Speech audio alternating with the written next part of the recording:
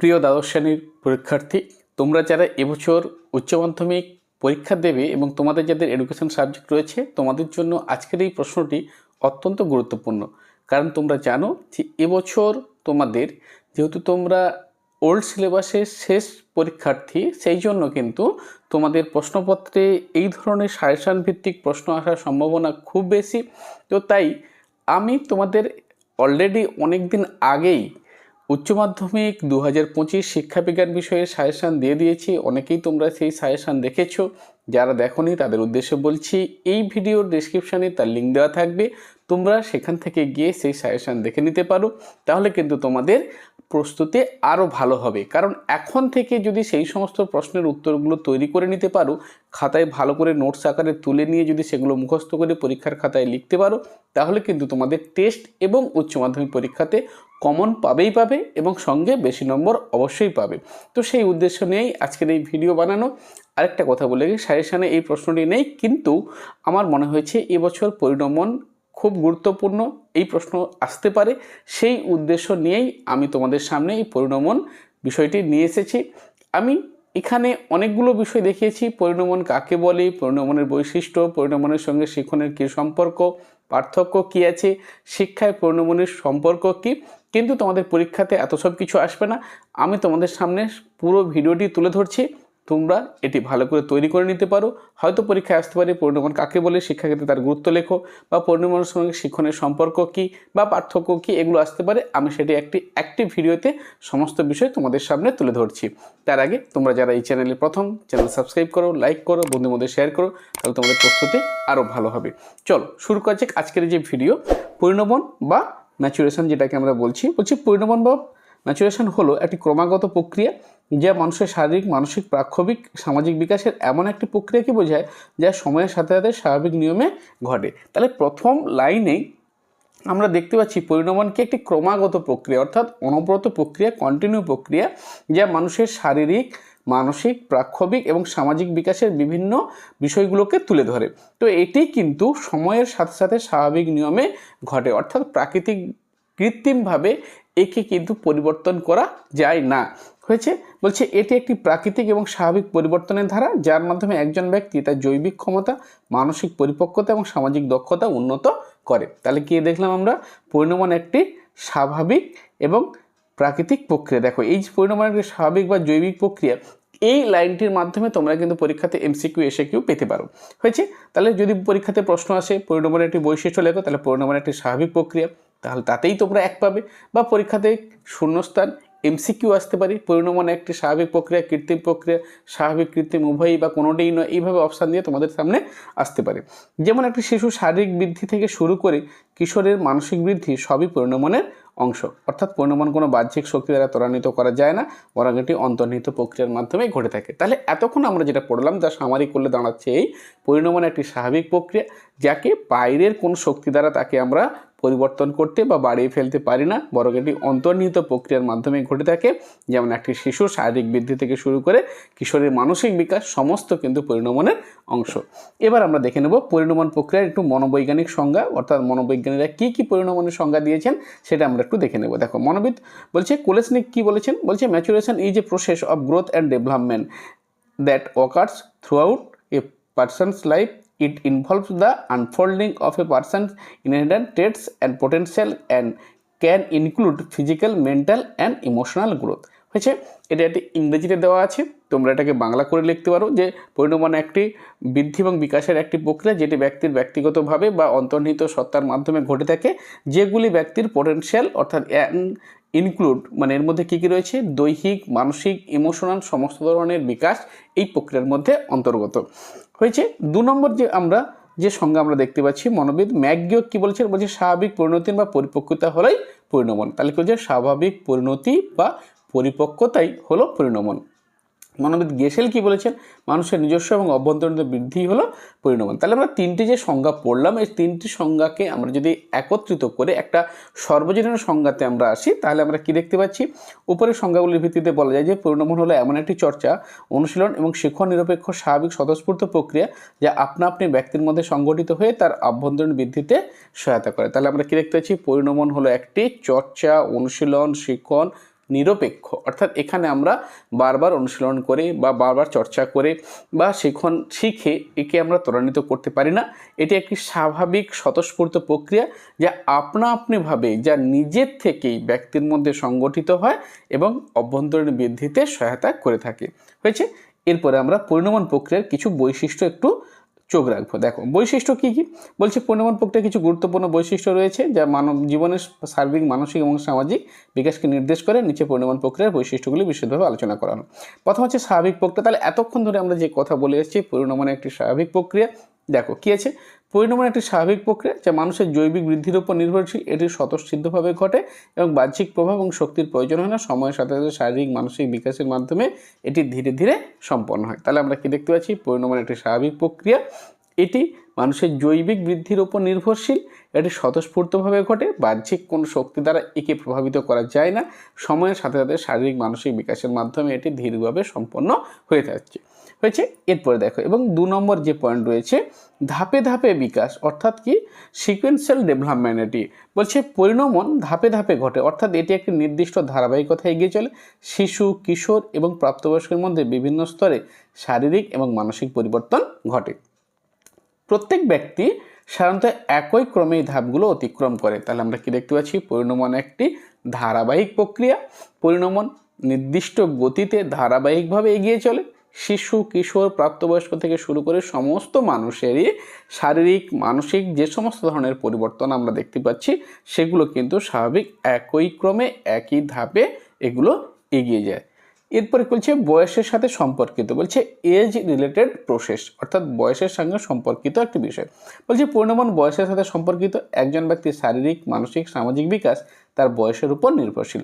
উদাহরণস্বরূপ আমরা কি বলতে পারি, শিশুরা নির্দিষ্ট বয়সে দাঁড়াতে, হাঁটতে বা কথা বলতে শুরু করে। অর্থাৎ এটা নয় যে শিশু জন্ম হলো সঙ্গে সঙ্গে দাঁড়াতে পারবে, তা নয়। তাহলে কি হচ্ছে, তার নির্দিষ্ট বয়সের সঙ্গে সম্পর্কিত, অর্থাৎ নির্দিষ্ট বয়সে এলে সে দাঁড়াতে পারবে, হাঁটতে পারবে, কথা বলতে পারবে, শারীরিক সক্ষমতা প্রকাশ করতে পারবে এবং মানসিক বিকাশও বা বুদ্ধির বিকাশ ঠিকঠাকভাবে এগোবে, ঠিক জায়গাতে সে পড়াশোনা করতে পারবে। তাহলে আমরা কি দেখতে পাচ্ছি, মানসিক বা শারীরিক বা সামাজিক যাই বিকাশ হোক না কেন, এই যে পরিণমনের সঙ্গে সম্পর্কিত, কিন্তু পরিণমন কিন্তু বয়সের সঙ্গে সম্পর্কিত, অর্থাৎ বয়সের পরিপক্কতার সঙ্গে সঙ্গে পরিণমন কিন্তু ধীর গতিতে এগিয়ে যায়।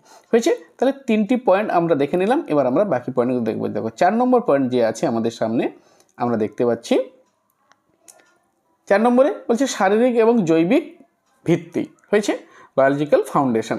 বলছে পরিণমন প্রধানত জৈবিক প্রক্রিয়ার উপর নির্ভরশীল। জেনেটিক উপাদান এবং শারীরিক বৃদ্ধি পরিণতিতে গুরুত্বপূর্ণ ভূমিকা পালন করে। হরমোনের পরিবর্তন, মস্তিষ্কের বিকাশ এবং জিনগত বৈশিষ্ট্য পরিণমন প্রক্রিয়ার অংশ হলো।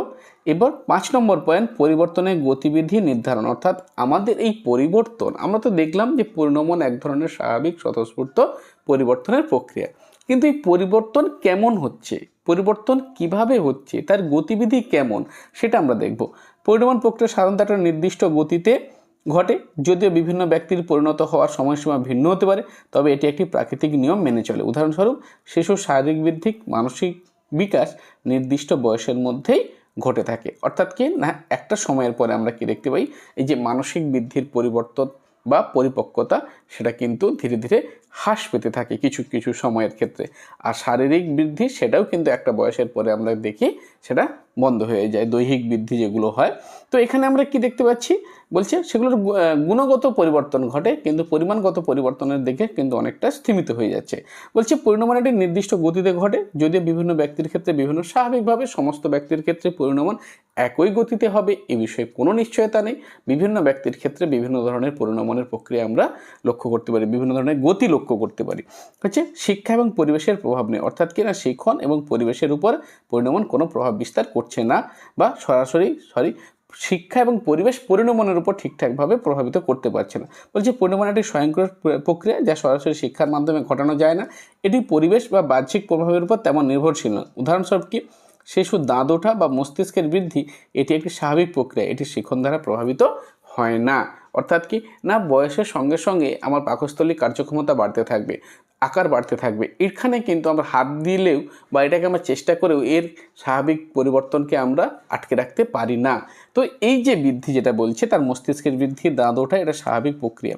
আর কি মানসিক বা আবেগিক পরিপক্কতা, বলছে পরিণমন মানসিক এবং আবেগিক বিকাশকেও নির্দেশ করে। বয়স অনুযায়ী মানসিক পরিপক্কতা এবং আবেগ নিয়ন্ত্রণের ক্ষমতা বৃদ্ধি পায়। এরিকসনের মনোবিজ্ঞানে দেখিয়েছেন যে বয়সের সাথে সাথে আবেগিক পরিপক্কতা আসে, অর্থাৎ বয়স যত বাড়বে ইমোশনাল কন্ট্রোল তত কিন্তু আমাদের বেশি হবে। হয়েছে। এরপরে 8 নম্বর এবং সবশেষ যে পয়েন্ট আমরা দেখতে পাচ্ছি ব্যক্তিগত বৈচিত্র্য। বলছে যদিও পরিণাম একটি প্রাকৃতিক নিয়ম, তবে বিভিন্ন ব্যক্তির মধ্যে গতিশীলতা ভিন্ন হতে পারে। জিনগত বৈশিষ্ট্য, পুষ্টি, শারীরিক অবস্থা একই ভিন্নতার কারণ হতে পারে। একই বয়সে দুই শিশুর শারীরিক ও মানসিক বিকাশে পার্থক্য থাকতে পারে। পরিণাম একটি ধারাবাহিক এবং প্রাকৃতিক প্রক্রিয়া যা শারীরিক, মানসিক, সামাজিক বিকাশের বিভিন্ন স্তরকে আচ্ছাদিত করে। এটি একটি নির্দিষ্ট ক্রমে এবং গতিতে ঘটে এবং শিক্ষার পাশাপাশি ব্যক্তিগত বৈচিত্র্যের ভিত্তিতে ভিন্ন হতে পারে। তাহলে এতগুলো পয়েন্ট আমরা পরিণামন প্রক্রিয়ার বৈশিষ্ট্য দেখলাম। তোমরা এগুলো তোমাদের পছন্দ মতো ভালো করে 6 থেকে 7টি পয়েন্ট তোমরা ভালো করে খাতায় তুলে মুখস্থ করতে পারো। পরীক্ষাতে কিন্তু পরীক্ষা আসে পরিণামন কাকে বলে, পরিণামন প্রক্রিয়ার বৈশিষ্ট্যগুলো আলোচনা করো। এরপরে আমরা পরিণমনের সঙ্গে শিখনের কি সম্পর্ক রয়েছে সেটা আমরা আবার একটু দেখব। দেখো, পরিণমন এবং শিখন এর মধ্যে গভীর সম্পর্ক রয়েছে, কারণ দুটি প্রক্রিয়া একে অপরের পরিপূরক। পরিণমন একটি প্রাকৃতিক স্বাভাবিক জৈবিক প্রক্রিয়া যা সময়ের সাথে সাথে ঘটে। অন্যদিকে শিখন হলো অভিজ্ঞতা, অনুশীলন এবং প্রাতিষ্ঠানিক শিক্ষার মাধ্যমে অর্জিত জ্ঞান ও দক্ষতা। হয়েছে। এরপর দেখো, পরিণমন শিখনের পূর্ব শর্ত। বলছে পরিণমন শিখনের একটি গুরুত্বপূর্ণ ভিত্তি হিসেবে কাজ করে। শারীরিক মানসিকভাবে একজন ব্যক্তি যখন পরিণত হয় তখন সে নির্দিষ্ট কিছু শিখন প্রক্রিয়ার অংশ নিতে সক্ষম হয়। উদাহরণস্বরূপ কি, একটি শিশু যখন শারীরিকভাবে যথেষ্ট পরিণত হয় তখন সে হাঁটতে শেখে। যখন তার মস্তিষ্কের বিকাশ ঘটে তখন সে জটিল ধারণাগুলিকে শিখতে পারে। তাহলে কি আমরা দেখতে পাচ্ছি পরিণমন কিন্তু শিখনের পূর্ব শর্ত, অর্থাৎ পরিণমন যদি ঠিকঠাকভাবে হয় তাহলে কিন্তু সে শিখনকে ত্বরান্বিত করতে পারবে। হয়েছে। এরপরে আমরা 2 নম্বর পয়েন্ট দেখব। দেখো, 2 নম্বর পয়েন্ট যে আমাদের সামনে আছে শারীরিক পরিণমন ও শিখন। বলছে শারীরিক পরিণমন প্রক্রিয়ার মাধ্যমে একজন ব্যক্তি যখন শারীরিকভাবে যথেষ্ট শক্তিশালী ও সুগঠিত হয় তখন সে নতুন দক্ষতা অর্জন করতে পারে। যেমন শিশুর মস্তিষ্ক পেশি বিকাশ না হওয়া পর্যন্ত সে লিখতে বা পড়তে পারে না, অতএব শারীরিক বিকাশের সাথে শিখন ক্ষমতা সম্পর্কযুক্ত। এবং মানসিক পরিণমন এবং শিখন। বলছে মানসিক পরিণমন একজন ব্যক্তির শিখন ক্ষমতার উপর সরাসরি প্রভাব ফেলে। ব্যক্তির বুদ্ধিবৃত্তিক বিকাশ যত উন্নত হবে তত শেখার ক্ষমতা তত বেশি বৃদ্ধি পাবে। স্বাভাবিকভাবে তার ব্যক্তির বুদ্ধি যত উন্নত হবে সে তত শেখার ক্ষমতা বৃদ্ধি পাবে। সেটা কিন্তু আমাদের জি পিয়াজে, অর্থাৎ যেটাকে আমরা বলি জ্যা পিয়াজে, তার জ্ঞানীয় বিকাশের যে তত্ত্ব, জ্ঞানমূলক বিকাশের যে তত্ত্ব, সেটাতে তিনি কিন্তু দেখিয়েছেন যে শিশুরা বিভিন্ন স্তরে পরিণত হওয়ার সাথে সাথে জটিল বিষয়গুলি শিখতে সক্ষম হয়। উদাহরণস্বরূপ কি, একটি শিশু প্রথমে কংক্রিটের ধারণা বুঝে, পরে বিমূর্ত ধারণা বুঝে, তারপর তার মানসিক পরিপক্কতার ফল। অর্থাৎ কি না, কংক্রিট মানে একটা মূর্ত বস্তু, অর্থাৎ তার সামনে যা বস্তুগুলো যেগুলো সে দেখতে পাচ্ছে সে সেই বিষয় সম্পর্কে তার একটা ধারণা তৈরি হয়। পরে কিন্তু যে সে বিষয়টা দেখতে পাচ্ছে না তার সম্পর্কেও একটা কিন্তু মানসিক কল্প বা মানসিক অবয়ব তার মনের মধ্যে তৈরি হয়েছে, যা তার মানসিক পরিপক্কতার ফল হয়েছে। এরপর দেখো কি বলছে, পরিণমন এবং শিখনের গতি নির্ধারণ করে। বলছে পরিণমন প্রক্রিয়া একজন ব্যক্তির শিখনের গতি দক্ষতা নির্ধারণ করে। যদি একজন ব্যক্তি শারীরিক বা মানসিকভাবে পরিপক্ক না হয় তবে তার শিখন ক্ষমতা কম থাকবে। উদাহরণস্বরূপ বয়স অনুযায়ী বাচ্চাদের শেখার ক্ষমতা ধীরে ধীরে বাড়তে থাকে। তাদের বুদ্ধিবৃত্তিক পরিণত আসার পরে জটিল বিষয়গুলি সে শিখতে পারে। একই বিষয় শিখন পরিণমনকে আরও সমৃদ্ধ করে। শিখনের মাধ্যমে পরিণমন আরও ত্বরান্বিত হতে পারে।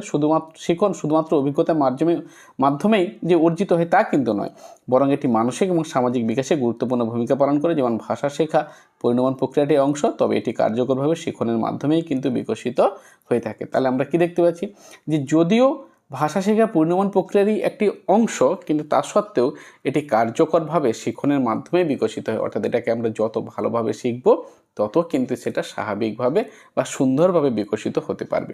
6 নম্বর পয়েন্ট আমরা বিষয়ভিত্তিক পরিণমন এবং শিখন। অর্থাৎ কি, কিছু নির্দিষ্ট শিখন স্তরে যদি আমরা দেখি পৌঁছানোর পরে পরিণমন ঘটে। অর্থাৎ বলছে গাণিতিক চিন্তাভাবনা, যৌক্তিক বিশ্লেষণ, নৈতিক বিচার ক্ষমতা তখনই সঠিকভাবে বিকশিত হয় যখন একজন ব্যক্তি মানসিকভাবে পরিপক্ক হয়ে থাকে। এবং সবশেষ যে পয়েন্ট, পরিণতিতে শিখনের সীমাবদ্ধতা। বলছে যদি একজন ব্যক্তি দৈহিক ও মানসিক দিয়ে পরিণত না হয় তবে তার শিখনের সীমাবদ্ধতা থাকতে পারে। উদাহরণস্বরূপ খুব অল্প বয়সে একটি শিশু যে বয়সের জন্য উপযুক্ত নয় এমন জটিল ধারণা বা বিষয় শিখতে অক্ষম হবে। সুতরাং পরিণমন না হলে শিখন সফলভাবে ঘটবে না। অর্থাৎ কি না, যদি দেখো স্বাভাবিকভাবে যদি আমরা দেখি ক্লাস দশম শ্রেণীতে একটি ছেলে পড়ে, তাকে যদি আমি ক্লাস 2 বা দ্বিতীয় শ্রেণী বা তৃতীয় শ্রেণীর যদি কোনো অঙ্ক তাকে যদি আমরা করতে দিই, তাহলে তার কাছে বিষয়টি একেবারে খুব সহজ বা ইজি মনে হবে। আবার ঠিক দ্বিতীয় শ্রেণীর কোনো স্টুডেন্টকে যদি আমরা ক্লাস 10 যদি কোনো ম্যাথ করতে দিই, তাহলে তার কাছে কিন্তু সেটাই যথেষ্ট কঠিন হবে। অর্থাৎ বয়স অনুসারে এই যে তারতম্য, এই যে তার মধ্যে তার না বোঝার ক্ষমতাটা, এটা কিন্তু পরিণমনের ফল। অর্থাৎ পরিণমন তার স্মৃতিকে, বুদ্ধিকে যেভাবে পরিপক্কতা নিয়ে আসে, সেই অনুসারে দশম শ্রেণীর ম্যাথটা তার জন্য উপযুক্ত, কিন্তু দ্বিতীয় শ্রেণীর জন্য উপযুক্ত নয়। হয়েছে, বলছে পরিণমন শিখন একে অপরের উপর নির্ভরশীল। পরিণমন শিখনের জন্য প্রয়োজনীয় ভিত্তি প্রদান করে, আর শিখন পরিণমনকে সমৃদ্ধ করে, বিকাশের গতি বাড়ায়। এই দুটি প্রক্রিয়া একত্রে কাজ করে ব্যক্তির সামগ্রিক বিকাশে গুরুত্বপূর্ণ ভূমিকা পালন করে। তাহলে আমরা কি দেখতে পেলাম? পরিণমন এবং শিখন একে অপরের সঙ্গে সম্পর্কযুক্ত। যেখানে পরিণমন ঠিকঠাকভাবে হবে, শিখনও খুব ভালো হবে। পরিণমন ভালো হলে শিখন ত্বরান্বিত হবে, এই বিষয়টি স্বাভাবিক। হয়েছে, এরপরে আমরা দেখব উভয়ের মধ্যে সম্পর্ক দেখলাম, উভয়ের মধ্যে কি পার্থক্য আছে সেটা আমরা এবার একটু দেখে নেব। দেখো, শিখন এবং পরিণমনের মধ্যে কি পার্থক্য আছে সেটা একটু দেখো। তাহলে এক সেকেন্ড, হ্যাঁ, শিখন এবং পরিণমন পার্থক্য। পরিণমন শিখন মানুষের বিকাশে দুটি গুরুত্বপূর্ণ প্রক্রিয়া, কিন্তু এদের মধ্যে বেশ কিছু মূলগত পার্থক্য আছে যা নিম্নরূপ। পার্থক্যগুলো কি কি সেটা একটু দেখে নেই, একটু দাঁড়াও। হ্যাঁ, এবার দেখো বৈশিষ্ট্য পার্থক্যের কী কী। প্রথমে সংজ্ঞা, বলছি এটি একটি স্বাভাবিক প্রাকৃতিক প্রক্রিয়া যা শারীরিক মানসিক পরিপক্কতার দিকে নিয়ে যায়। এটি অভিজ্ঞতা, অনুশীলন এবং শিক্ষা থেকে অর্জিত জ্ঞান এবং দক্ষতা। হয়েছে। প্রকৃতি কি? এটি একটি জৈবিক এবং স্বতঃসিদ্ধ প্রক্রিয়া, আর এটি একটি উদ্দেশ্যমূলক প্রক্রিয়া। এরপরে কি পার্থক্যের 3 নম্বর পয়েন্ট আমরা কি দেখতে পাচ্ছি? প্রক্রিয়ার ধরন, বলছে স্বয়ংক্রিয় এবং সময়ের সাথে সাথে ঘটে, শিক্ষার মাধ্যমে ঘটে, বাহ্যিক সাহায্যের মাধ্যমে, অর্থাৎ বিভিন্ন রকমের বাইরের উপাদান এই প্রক্রিয়াকে অর্থাৎ শিখনকে প্রভাবিত করে, কিন্তু বাইরের উপাদান সেরকমভাবে পরিণমনকে প্রভাবিত করতে পারে না। এবার কি বলছে? উদ্ভবের উৎস, বলছে জৈবিক বা জেনেটিকভাবে নির্ধারিত, এটা বংশগত দিক থেকে এটা নির্ভরশীল। বলছে অভিজ্ঞতা, শিক্ষা এবং পরিবেশের উপর নির্ভরশীল। বয়সের সঙ্গে কি সম্পর্ক রয়েছে? না, বয়সের সঙ্গে নির্দিষ্ট বয়সের সাথে সম্পর্কিত, যেমন শিশু হওয়া থেকে প্রাপ্তবয়স্ক, এটা পরিণমন প্রক্রিয়ারই একটি অংশ। কিন্তু এখানে যে কোনো বয়সে শিখন ঘটতে পারে, নির্দিষ্ট বয়সের উপর নির্ভরশীল নয়। অর্থাৎ যে কোনো সময় আমরা জীবনের শেষ দিন পর্যন্ত কিন্তু আমরা শিখছি, অর্থাৎ শিখন কিন্তু আজীবনব্যাপী প্রক্রিয়া। হয়েছে। এরপর আমরা কি দেখতে পাচ্ছি? প্রভাব, বলছে শারীরিক মানসিক বিকাশের জন্য অপরিহার্য, জ্ঞান ও দক্ষতা উন্নয়নের জন্য গুরুত্বপূর্ণ। তাহলে আমরা কি দেখলাম? যে পরিণমন শারীরিক মানসিক বিকাশের জন্য অপরিহার্য, কিন্তু শিখন জ্ঞান ও দক্ষতা উন্নয়নের জন্য গুরুত্বপূর্ণ। পরিবেশের ভূমিকা, না পরিবেশের প্রভাব কম, কারণ এটি প্রাকৃতিকভাবে ঘটে। পরিবেশের ভূমিকা বড়, কারণ এটি শিখনের সহায়ক। অর্থাৎ পরিবেশ কিন্তু শিখনের সবথেকে একটি গুরুত্বপূর্ণ সহায়ক উপাদান, অর্থাৎ পরিবেশের প্রভাব কিন্তু যথেষ্ট রয়েছে। নিয়ন্ত্রণ কি? না, সেটা স্বাভাবিকভাবে ঘটে, ব্যক্তির নিয়ন্ত্রণের বাইরে থাকে, ব্যক্তির নিয়ন্ত্রণে থাকে, বিভিন্ন পদ্ধতির মাধ্যমে অর্জিত হয়। অর্থাৎ যখন আমরা শিখন প্রক্রিয়া সম্পন্ন করছি, সেটা কিন্তু বিভিন্ন প্রক্রিয়া বা পদ্ধতির মাধ্যমে কিন্তু সম্পন্ন হয়ে থাকে। উদ্দেশ্য কি? ব্যক্তির শারীরিক মানসিক পরিপক্কতা হওয়ার জন্য, আর নতুন তথ্য দক্ষতা অর্জনের জন্য। হয়েছে। এতগুলো পয়েন্ট খুব ছোট্ট আকারে সুন্দর করে আমি তোমাদের সামনে তুলে ধরলাম। এরপরে আমরা শেষ যেটি আমরা জানবো সেটি হচ্ছে গিয়ে শিখনে অর্থাৎ পরিণমনে কি গুরুত্ব রয়েছে, শিক্ষায় পরিণমন প্রক্রিয়ার গুরুত্ব কোথায় সেটা আমরা আলোচনা করব। বলছে শিক্ষায় পরিণমনের গুরুত্ব, এডুকেশন ইমপ্লিকেশন অফ ম্যাচুরেশন। হয়েছে। শিক্ষার ক্ষেত্রে পরিণমনের গুরুত্ব অপরিসীম। পরিণমনের বিভিন্ন উপাদান একজন শিক্ষার্থীর শেখার ক্ষমতা, তার মানসিক বিকাশের উপর গুরুত্বপূর্ণ প্রভাব ফেলে। শিক্ষাক্ষেত্রে পরিণমন কীভাবে কাজ করে তারা নিচে বিশ্লেষণ করা হয়েছে। কী কী? 1 নম্বর কি? না, বয়স অনুসারে পাঠদানের কৌশল নির্বাচন করা, অর্থাৎ একটি শিক্ষার্থীর শারীরিক এবং মানসিক পরিণমন কেমন হয়েছে সেই অনুযায়ী পাঠ্যসূচি, শিক্ষণ পদ্ধতি আমাদের নির্ধারণ করতে হবে। বয়স অনুযায়ী শিক্ষার্থীর শেখার ক্ষমতা যেহেতু বিভিন্ন বা ভিন্ন হতে পারে, তাই কি শিশুরা যাতে নতুন জ্ঞান অর্জন করতে পারে সেই ধরনের সহায়ক পদ্ধতি আমাদেরকে নিতে হবে। অর্থাৎ শিশুদের ক্ষেত্রে যে পদ্ধতি কার্যকর হবে, বয়স্কদের ক্ষেত্রে নিশ্চয়ই সে পদ্ধতি কার্যকর হবে না। তাহলে উভয়ের ক্ষেত্রে সামঞ্জস্য বজায় রেখে বয়স অনুসারে সঠিক পদ্ধতি নির্বাচন করে শিক্ষণের কাজে আমাদের এগিয়ে যেতে হবে। 2 কি? আবেগিক পরিপক্কতা বা মনোবিজ্ঞান, অর্থাৎ ইমোশনাল পরিপক্কতা যেটাকে আমরা বলতে পারি। বয়স যত বাড়ে তত কিন্তু প্রাক্ষবিক কন্ট্রোলটা অর্থাৎ প্রাক্ষবিক বিকাশ মানুষের তত ভালো হয়। বলছে শিক্ষার্থীর আবেগিক বিকাশ অর্থাৎ প্রাক্ষবিক বিকাশকে সমর্থন করার জন্য শিক্ষকের মানসিক পরিণমনের স্তর সম্পর্কে সম্পূর্ণভাবে গুরুত্বপূর্ণ তথ্যগুলো মনে রাখতে হবে। শিক্ষার্থীর আবেগ নিয়ন্ত্রণ, সামাজিক দক্ষতা বাড়ানোর ক্ষেত্রে পরিণমন গুরুত্বপূর্ণ ভূমিকা পালন করে। এরপরে কী বলা হয়েছে? শিক্ষার্থী কেন্দ্রিক শিক্ষা, অর্থাৎ শিক্ষার্থীদের পরিণমনের পর্যায়ের উপর ভিত্তি করে শিক্ষাকে ছাত্রকেন্দ্রিক করে গড়ে তুলতে হবে। অর্থাৎ পরিণমনের স্তর অনুযায়ী শিক্ষার্থীদের বিভিন্ন কার্যকলাপ, প্রকল্প, সমস্যার সমাধানের দিকে আগ্রহী করতে হবে, অর্থাৎ তার বয়স কেমন সেই বয়স অনুসারে শিক্ষার্থীকে সেই অনুযায়ী তাকে প্রকল্প দিতে হবে, সমস্যা দিতে হবে এবং তার সমাধানের পথ তাকে বাতলে দিতে হবে। হয়েছে। এবং 4 স্বায়ত্তশাসন এবং দায়িত্ববোধ। বলছে পূর্ণমান অর্জনের সঙ্গে সঙ্গে শিক্ষার্থীদের ব্যক্তিগত স্বায়ত্তশাসন, দায়িত্ববোধ শেখানো জরুরি। শিক্ষায় পূর্ণমান শিক্ষার্থীদের আত্মনিয়ন্ত্রণ, সিদ্ধান্ত গ্রহণ, সমস্যা সমাধান দক্ষতা বাড়াতে কিন্তু যথেষ্ট সাহায্য করে। এবং সবশেষ যে পয়েন্টটি আমাদের রয়েছে, মূল্যবোধ এবং নৈতিক শিক্ষা। দেখো আজকের দিনে দাঁড়িয়ে যদি আমরা দেখি পরিণামন প্রক্রিয়ার গুরুত্ব এখানে সবথেকে বেশি, কারণ মানুষের মধ্যে মূল্যবোধ এবং নৈতিক শিক্ষার অবক্ষয় ঘটেছে। তো সেই জন্য শিক্ষার্থীদের মধ্যে মূল্যবোধ এবং নৈতিক শিক্ষার জন্য কী হবে, পরিণামন শিক্ষার্থীদের নৈতিক ও মূল্যবোধ বিকাশে গুরুত্বপূর্ণ যেহেতু ভূমিকা পালন করছে, তাই পরিণামনের বিষয়গুলি একজন শিক্ষককে ভালো করে বুঝতে হবে। বিদ্যালয়ের শিক্ষাক্রমের মাধ্যমে একজন শিক্ষার্থীর নৈতিকতা, ন্যায়পরায়ণতা, সামাজিক দায়িত্ব সম্পর্কে সচেতন হয়, যা পরিণামনের অন্যতম গুরুত্বপূর্ণ দিক। হয়েছে। এবার আমরা মূল্যায়নে চলে এসেছি। মূল্যায়নে কি বলা আছে, বলছে শিক্ষা এবং পরিণামন একে অপরের পরিপূরক। সঠিক পরিবেশ ও শিক্ষার মাধ্যমে একজন ব্যক্তি তার পরিপক্কতার সর্বোচ্চ স্তরে পৌঁছতে পারে। শিক্ষার মাধ্যমে শারীরিক, মানসিক, সামাজিক পরিপক্কতা অর্জন করে জীবনের প্রতিটি ক্ষেত্রে সফল হওয়ার সুযোগ তৈরি হয়। তাহলে আমরা কি দেখতে পাচ্ছি, শিক্ষা এবং পরিণামন একে অপরের পরিপূরক। যদি সঠিক শিক্ষার পরিবেশ দেওয়া হয়, শিক্ষার মাধ্যমে একজন ব্যক্তি তার পরিপক্কতার, পরিণতার সর্বোচ্চ স্তরে পৌঁছতে পারে এবং শিক্ষার মাধ্যমে ব্যক্তি শারীরিক, মানসিক, সামাজিক পরিণতি, পরিপক্কতা অর্জন করে জীবনের প্রতিটি ক্ষেত্রে কিন্তু তিনি সফল হতে পারেন। হয়েছে। তাহলে এই ছিল পরিণামন প্রক্রিয়া সম্পর্কে একটি গুরুত্বপূর্ণ একটি ভিডিও। হয়তো একটু বড় হয়েছে, কিন্তু সমস্ত বিষয় একটি ভিডিওতে আমি উল্লেখ করেছি। পরীক্ষাতে যেটি আসবে তোমরা সেটুকুই লিখবে, অর্থাৎ পরিণামন কাকে বলে, শিক্ষাক্ষেত্রে পরিণামনের গুরুত্ব, এটা তোমরা করতে পারো। আর শিখন পরিণামনের মধ্যে কী সম্পর্ক রয়েছে বা পার্থক্য কী রয়েছে, আর শিখনের পরিণামনের বৈশিষ্ট্যগুলি কী কী। হয়েছে। আশা করি ভিডিওটি তোমাদের কাছে অনেক উপকারে আসবে। যদি সত্যি ভালো লাগে তাহলে একটি লাইক করো, খুব ভালো লাগবে আমার। ভালো থেকো, খুব ভালো করে পড়তে থাকো। এরপর আমরা এমসিকিউ এসিকিউ সিরিজ নিয়ে আলোচনা করব, যেটা তোমাদের টেস্ট পরীক্ষার সামনে রয়েছে। সেখানে কিন্তু এই সিরিজ তোমাদের যথেষ্ট সাহায্য করবে, এ বিষয়ে আমি তোমাদের নিশ্চিত করতেই পারি। ভালো থেকো, খুব ভালো করে পড়তে থাকো।